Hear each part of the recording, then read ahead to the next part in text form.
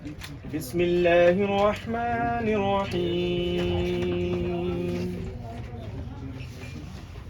हुवल्लाहुल्लज़ी ला इलाहा इल्ला हू आलिमुल ग़ैबि वश्शहादति हुवर्रहमानुर्रहीम। चलिए भाई, तैयार है सब? Madrid Ireland Morocco Rome London Frankfurt Dubai Tokyo Sydney Colombo Jakarta Lahore Wellington Istanbul Damascus Taiwan Lisbon basket Belgrade.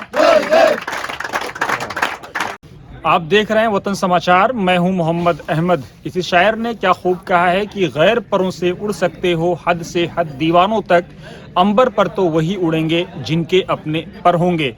आज हम मौजूद हैं फरीदाबाद में, फरीदाबाद के उस कैंपस में जहां पर SBF यानी सोसाइटी फॉर ब्राइट फ्यूचर की जानिब से देश भर के लगभग 60-65 नौजवानों को डिजास्टर मैनेजमेंट की ट्रेनिंग दी गई है।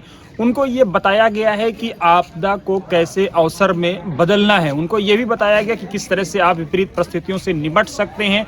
साथ ही इस बात की ट्रेनिंग दी गई कि अगर फायर यानी आग लग जाए, अगर आपको कहीं कूदना पड़ जाए पानी के अंदर, तो कैसे खुद को बचा सकते हैं। जो गैस घर में जलते हैं, अगर गैस कोई लीक हो जाए तो उससे आप कैसे अपने आप को सेव कर सकते हैं, अपने परिवार वालों को सेव कर सकते हैं।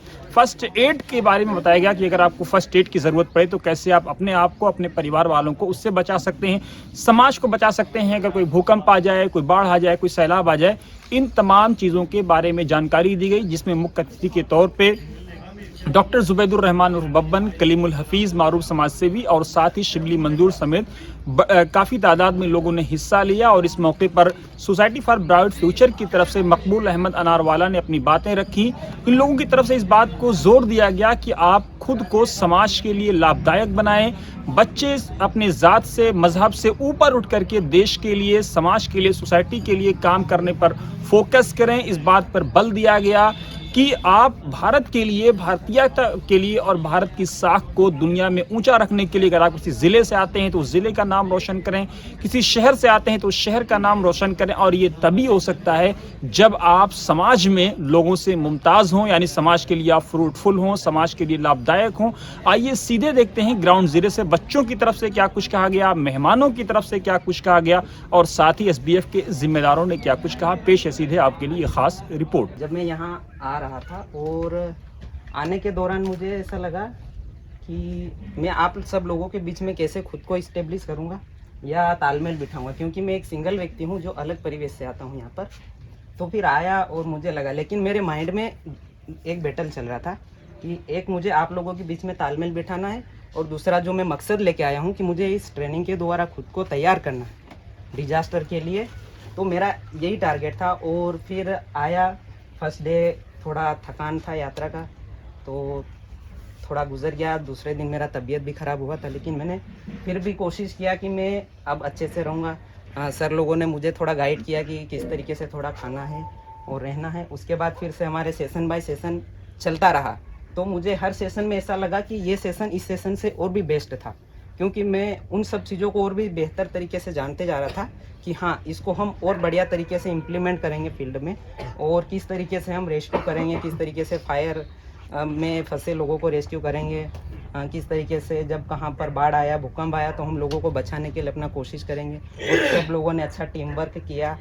और आज भी हमें ऐसा लगा कि सर ने हमें जो अभी बताया कि किस तरीके से हमें और भी लीडरशिप में रहना है और किस तरीके से हमको जहाँ पर कोई वाकया होता है तो वहाँ जाके हमें कैसे वहाँ के जो अधिकारी है उनसे तालमेल बिठाना, अपनी बात रखना और हमको वहाँ पर अपनी सेवा देने के लिए तैयार करना। इस ट्रेनिंग का क्या बेनिफिट इनको भी मिलेगा और मेरे को भी मिला, जिसकी वजह से मैं आज यहाँ कुछ बोल पा रहा हूँ।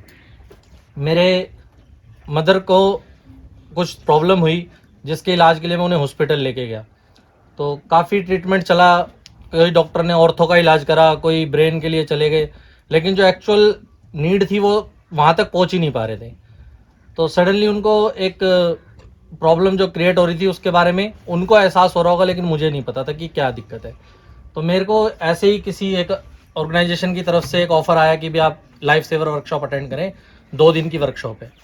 तो मैं उस वर्कशॉप में गया। वो वर्कशॉप थी लाइफ सेवर वर्कशॉप, जो सीपीआर के ऊपर थी सर, जहाँ पे सीपीआर का कंप्लीट ट्रीटमेंट कि कैसे दिया जाएगा और किस कंडीशन में दिया जाएगा, ये चीज़ सिखाई गई।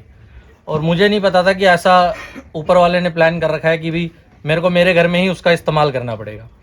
रविवार का दिन सुबेरे मैं रोज़ रेगुलर संडे की तरह अपना तैयार होके निकल रहा था। मस्टिंग एक्सरसाइज हमारी एक होती है उसके लिए ऑफिशियल। तो जैसे ही मैं नीचे आया तो मेरी ब्रदर ने आवाज़ लगाई, देख मम्मी को क्या हो गया।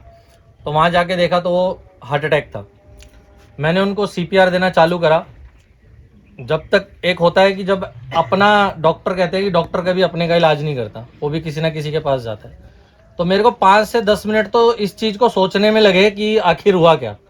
और हाथ पैर ठंडे पड़ गए, आंखों से आंसू भी थे, क्योंकि माँ का प्यार भी माँ का ही होता है। तो वो सब चीज़ें देख करके एकदम से हक्का बक्का रह जाना और चीज़ों को समझ ना आना, फिर खुद कूल डाउन होकर के फिर उस ट्रीटमेंट को किया।